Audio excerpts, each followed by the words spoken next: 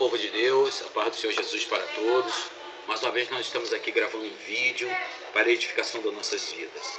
E eu queria até te pedir um favor, você que tem acompanhado, tem gostado dos vídeos, né, que nós temos postados para a honra e glória do nosso Senhor. Quero deixar bem claro que tudo isso é para a honra e glória do nosso Deus, isso não é para a exaltação do homem, isso é para glorificar o nome do nosso Deus. Eu sei que você, homem e mulher de Deus, né, que tem vontade de evangelizar, essa é uma forma de nós evangelizarmos. Então eu te peço encarecidamente que você envie esses vídeos para outras pessoas que não conhecem Jesus e até para pessoas que conhecem Jesus, para nós evangelizarmos e edificarmos outras vidas. Eu queria começar já fazendo uma pergunta: você é justo? Ou quero melhor reformular essa pergunta: nós somos justos diante de Deus? Por que eu estou fazendo essa pergunta? Eu estou estudando o livro de Tiago, capítulo 5, e quando eu me deparei ao versículo 16, vem essa palavra: a oração de um justo pode muito em seus efeitos. Eu perguntei: como é a oração de um justo? O que é ser justo diante de Deus? E comecei a orar ao Senhor, e o Senhor falou em meu coração: o justo vive a minha palavra.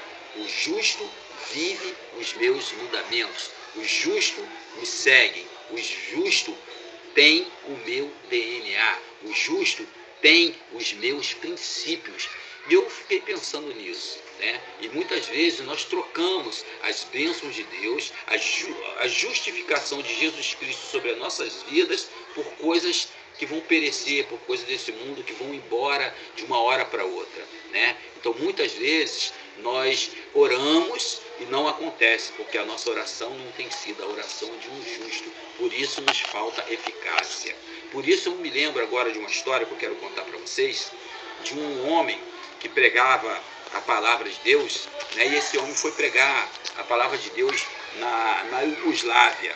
E quando ele foi levar a palavra de Deus ali naquele local, diz que ali também a palavra de Deus era de muito difícil acesso, as pessoas não aceitavam bem, uma população onde não aceitava a palavra de Deus, e ele começou a pregar o evangelho naquele local, e ele marcou para pregar num grande estádio naquela cidade, naquele país, né? E diz que ele ficou lá, foi uma semana antes, e quando ele chegou uma semana antes, chovia muito naquela cidade, mas chovia muito.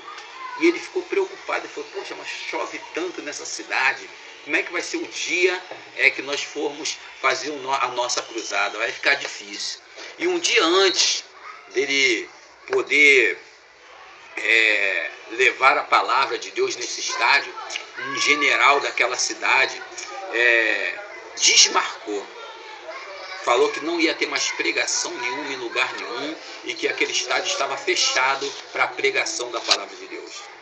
E a equipe daquele homem ficou desesperada e foi a ele e falou: olha, você tem que ir lá nesse general, você tem que falar com ele, tem que conversar com ele, para que ele venha te ouvir. Ele te ouvindo, ele vai aceitar. Ele falou: se ele já falou não adianta eu ir. E ele falou: então faz o seguinte, vocês fiquem em oração, orem ao Senhor, para que quando eu chegar lá, conversar com esse homem, ele mudar de ideia. E assim ele fez, ele foi conversar com esse general. E quando ele chegou para falar com esse general, não conseguiu mudar a opinião daquele general. Aquele general falou: a ordem está dada e não tem pregação em lugar nenhum, acabou.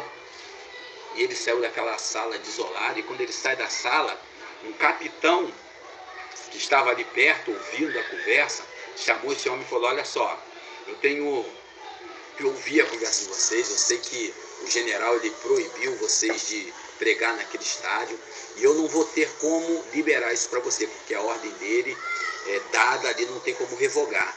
Mas eu posso conseguir para vocês pregarem em outro estádio. Mas olha só, eu não prometo nada.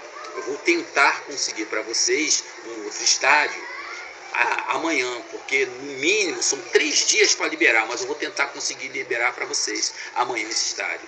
Porque eu tenho visto essa palavra do cristianismo sendo pregada neste local, nesta cidade, e tenho visto um comportamento diferente, pessoas mudando, e até mesmo no meio da minha família eu tenho visto pessoas sendo transformadas. Então eu vou fazer isso por vocês. E assim esse homem fez, foi lá, mexeu os pauzinhos dele e conseguiu que um outro estádio fosse liberado e aquele pregador pudesse pregar a palavra de Deus. E era um estádio que ficava um pouco mais distante. E esse capitão, né, simpatizante da palavra de Deus, conseguiu colocar homens no estádio onde seria primeiramente o evento, mandou soldados para ali, direcionando para o estádio onde ia, mas chovia muito ainda. E esse homem, quando ele estava indo para o outro estádio, ele pensou, meu Deus do céu, essa chuva toda, mudança de estádio, não vai quase ninguém nesse local. Ah, Senhor, seria tão bom se tu pudesse fazer que essa chuva cessasse, essa chuva parasse. E ele vai embora para esse outro local, e quando ele passa num túnel. E quando ele passa a entrar no túnel, quando ele sai do outro lado, para a surpresa dele, não choveu um dia sequer do outro lado da cidade. Não tinha chuva e ele ficou muito feliz com aquilo, que Deus ouviu as suas orações. Primeiro, quando conseguiu um outro estádio, para as pessoas ouvirem a palavra de Deus. E segundo, quando Deus cessou a chuva para que ele pregasse a palavra de Deus. Ele ficou muito, muito feliz. E ali ele fez o culto, houve conversões, o Espírito Santo trabalhou, e muito. E ele voltou para o hotel dele muito feliz. E na entrada do hotel tinha uma lojinha que vendia tapetes. Tapetes de origem árabe e de tapetes de origem do Oriente, né, ali do Japão, China, aquela coisa ali, né, tapetes bem antigos e caros. E ele comprou um de origem árabe, um de origem japonesa, né, e esse de origem japonesa era o mais caro que tinha. E ele comprou isso e foi para arrumar a mala para ir embora no outro dia. No outro dia ele foi embora, e quando ele chega na alfândega, ele vai embarcar, um dos soldados olha para ele e diz assim, olha só, não pode embarcar com os 2 tapetes, você vai escolher um tapete. Ele, olha, não, mas eu tenho toda a documentação, está tudo pago, está tudo direitinho, eu posso ir com os 2. Ele falou assim, não, você não pode ir com os 2, você vai ter que ir com o mais barato, o mais caro vai ficar comigo.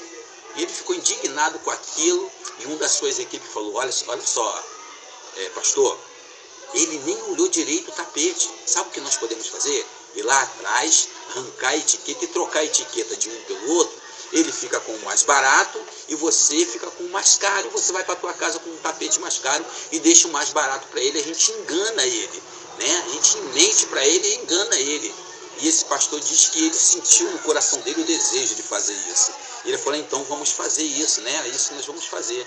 E nisso, uma senhora que era da sua equipe, estava no banco de trás, falou para ele, pastor, realmente, nós podemos mesmo fazer isso. Nós podemos trocar as etiquetas, enganar esse homem, né? Burlar as coisas, né? E ele fica com o tapete mais barato e o senhor fica com o tapete mais caro, forra na tua casa um tapete maravilhoso. Mas em compensação, quando o senhor orar ao Senhor para que a chuva cesse, para que o Senhor lhe dê um local para o senhor pregar, o senhor não vai mais te ouvir, porque o senhor ouve aqueles que são justos. Resumindo a palavra, aquele pastor, o coração dele doeu e ele deu o tapete mais caro, levou, né? No seu direito, ele pagou, ele tinha direito àquilo ali, mas ele ia usar uma mentira, né? Mas uma mentira porque ele tinha direito àquilo ali, mas a mentira é do diabo.